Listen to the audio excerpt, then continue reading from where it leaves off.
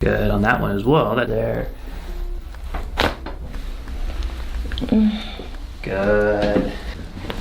Oh, the stiffness when I make certain movements.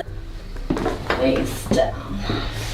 And it's been a little bit since you've been adjusted. Tension in the shoulders, right? Yes. And comes so much with your nature of work. So again, what do you do for work in front of a computer, yes? Yes, I've been working from home. I am a UX designer, so I spend a lot of time on the computer and sitting down.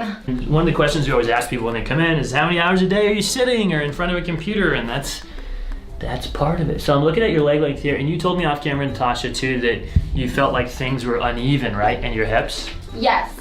Yeah, so and the left side, I don't know if you noticed, the right side, it moves normally. There's probably not a lot of tenderness there, but when we push on the left here, so let's have you start on your side facing me this way, please. We're gonna do the hip adjustment first. Arms in the front, just like that, good. And then I'm gonna roll you toward me and you'll feel a little bit of a push at the end. Okay. Oh. Good, perfect. Yep. And then let's have you turn onto your back, face up. A lot of times it just stops moving correctly, or we see it misaligned because of excessive sitting. So got one in the mid back. My hands are a little cold. Right there, breath in for me, please. Good, and let it all go. And feel a little push at the end. There. Man, that one, you're not lying. That's the best crack in town. Typically, there's two main spots when we're in front of a computer that we'll find more stress or more tension. One of them is right here across the shoulders or the base of the neck, and the spine in the low neck. You feel how that's just stuck? Yes. And then also right here at the top of the neck. This first one is actually technically the upper back. It's the first bone in the upper back. Good. A little bit there. Oh. There we go. And then the very top one, there's just as much there. Good. Perfect. And then I do want to check the jaw now. We always start with the spine first. Okay, so good there, and then close. And smooth there. And then one more time, let's see if you feel like it's shifting. Yeah, that's good. There's on that one a little bit of shift down to the left, but it's not dramatic, or it's not a lot. Are you feeling it right now, shifting to the side? Honestly, I catch it when I'm maybe just like talking, and sometimes I can just feel it shift. And then close. Yeah, that's moving normally. So that's the more common is this, where a jaw problem is actually coming from the neck. So this is when you think your jaw, actually think, oh shoot, it's my neck. So remember things like posture in front of the computer and just addressing the neck. Let's take a look at the feet also, please. Alrighty, shoes on. Yes, and socks as well, please. There we go. And then when was the last time you played soccer? Yesterday. Okay. Last night.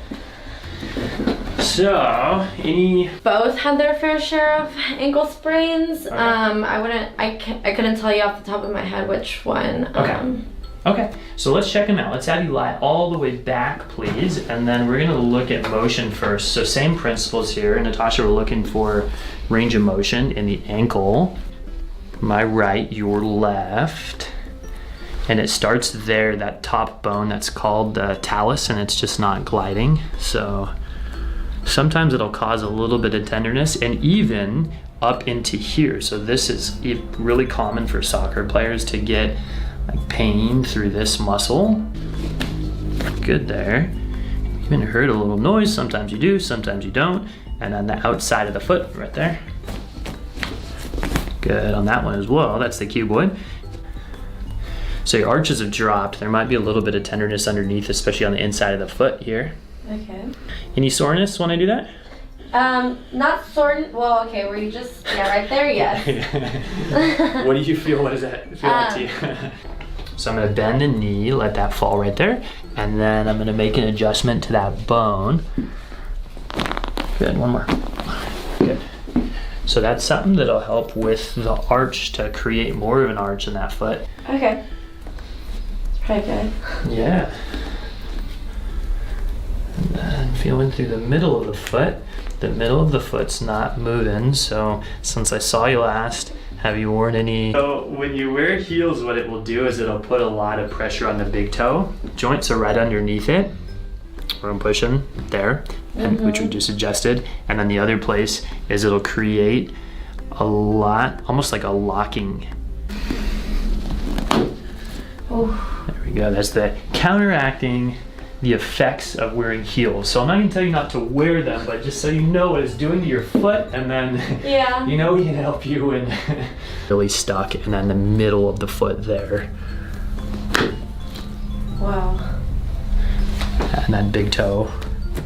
And that moved before we even... I'll say, especially when I wear my heels. Okay. So there we go. And then now the feet are moving how they should, so let's have you take a few steps and even see how that feels, and describe for us the difference of sensation from pre-adjustment and after the adjustment. With pain, sometimes when I walk in, I'm not feeling it. Good.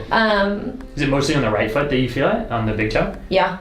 And that's the one that was worse, that was more stuck, so it's coming from the heels mostly. Right hip is what I'm feeling for, more tightness there. And there's so many indicators that we can use for misalignment. One of them can be leg length here. That's not my favorite, but I'm gonna bring the legs up one at a time. And once I did read the comment that I shouldn't be calling this the top leg. They're like, what do you mean it's top leg? It's the top leg, people, come on. So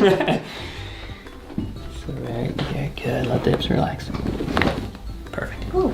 And then face down, please. How long had you had pain before that was like keeping you from working? Oh, years. That's awesome to hear. So this is still like, you know, only a few visits in, and symptomatically we see this regularly, that symptoms will start to resolve quick, and then through time is where we really create stability though, so that long-term lasting change. Right there between the shoulder blades, breath in for me please, and let it all go. Little drop down here. Good. And there's many ways to adjust a rib. We can use the drop table. We can do it, we call osseously, where you hear more of a pop. Use an instrument. Now on this right side, same thing.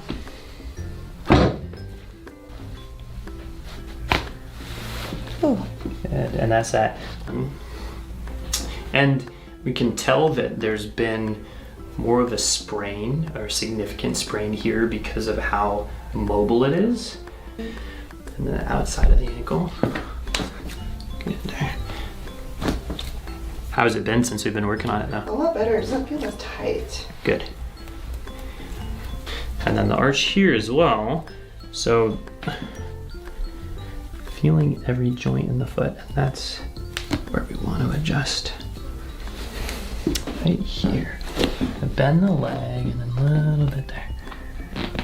There. And then same thing on this side with that arch. One there.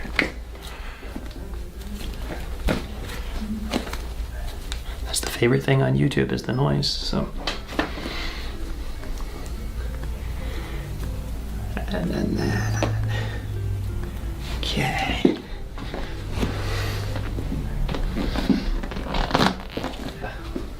Good.